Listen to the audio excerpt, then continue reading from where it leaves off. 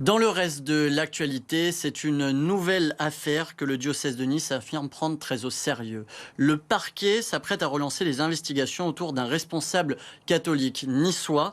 La justice souhaite rechercher l'existence d'autres victimes après qu'un homme ait accusé Monseigneur Guy Terranque de viol dans les années 70. Charles de Quillac, est-ce que tu peux nous dire qui est la victime?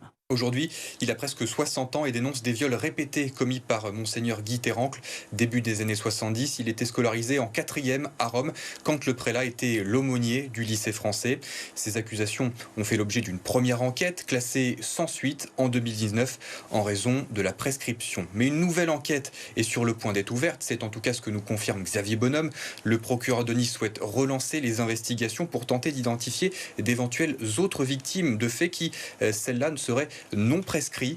Une relance d'enquête après un signalement fait par le diocèse de Nice en juillet dernier. Cette fois-ci, les potentielles victimes pourraient être niçoises car Guy Terrancle a été également l'aumônier du collège Stanislas de Nice durant de nombreuses années. Monseigneur Guy Terrancle est un haut personnage de l'Église en France. Il a même été l'ambassadeur de la France auprès du Vatican entre 1990 et 2002. Aujourd'hui, âgé de 85 ans, il est toujours membre du diocèse de Nice, l'organisation religieuse qui a réagi hier dans un communiqué de presse sans jamais citer son nom. Elle indique que des mesures conservatoires sont prises et qu'une enquête interne est également ouverte.